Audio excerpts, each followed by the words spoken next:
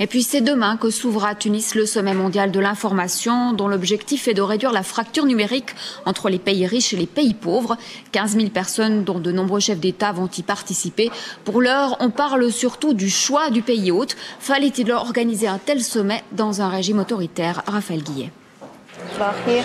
Un sommet mondial de l'information dans un pays qui la bâillonne. Un pays dont le président Ben Ali est régulièrement élu avec plus de 90% des suffrages et où les journalistes, entre autres, n'ont pas le droit de créer un syndicat. On est le membre du comité constitutif du syndicat. On est ces 3 derniers jours harcelés policièrement. On est suivi partout où on y va par la police et on n'a pas pu faire aucune réunion. Mais je peux vous dire là que la pression qui se faisait... Un pays où la Ligue des droits de l'homme doit user de 1000 ruses pour se rassembler, pour dénoncer l'arrestation et les conditions de détention de 400 prisonniers politiques. Nous voulons que le monde aussi comprenne qu'il n'y a pas de différence entre une dictature en Irak, une dictature en Syrie, une dictature n'importe où. Une dictature, c'est une dictature. Un juge dissident en grève de la faim depuis le 18 octobre avec 6 autres défenseurs des droits de l'homme et de l'information. Et sachez qu'une équipe de temps présent s'est rendue à Tunis. Diffusion de son reportage Tunisie, le sommet de l'Intox, ce jeudi à 20h15 sur TSR1. Retour en Suisse et à Neuchâtel. À l'étranger, le sommet mondial de l'information s'ouvre demain à Tunis où le régime autoritaire s'en prend aux médias étrangers. Un journaliste de Libération a été passé à tabac et nos collègues de la télévision belge ont été molestés alors qu'ils enquêtaient sur la question des droits de l'homme. Ils ont malgré tout pu rencontrer des opposants au régime. Voici leur reportage. Depuis le 18 octobre, ils ne boivent que du thé avec du sucre. Cela fait presque un mois qu'ils défient le pouvoir tunisien.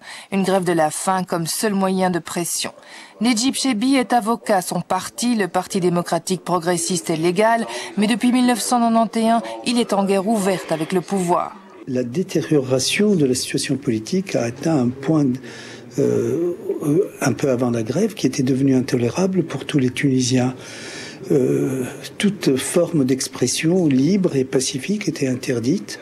Et donc ils ont entamé la grève de la faim. Amma Amami a été emprisonné parce qu'il était membre d'un parti non autorisé, le Parti communiste tunisien. Il a vécu 10 ans en clandestinité et aujourd'hui encore, il est harcelé par le pouvoir.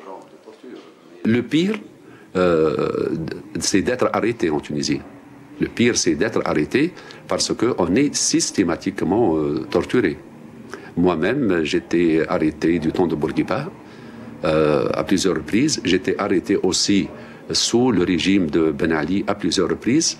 Et à part la dernière fois, j'étais tout le temps torturé. Les gens ont peur et ne peuvent pas... ils n'ont même pas parlé de n'importe quel sujet qui intéresse les droits de l'homme ou de la politique. Il ne faut pas être opposant. Tous les jours, des dizaines de sympathisants viennent soutenir les grévistes, mais à leurs risques et périls. Cet étudiant a été tabassé par la police en rentrant chez lui. Le message est très clair, c'est d'arrêter mes activités à l'université, d'arrêter de soutenir les grévistes, que ce soit à la faculté, à l'université ou à la rue, dans la rue. Les grévistes demandent la liberté de presse et d'expression et la libération des prisonniers politiques. Le président Ben Ali, qui les accuse de manquer de patriotisme, ne leur a pas répondu.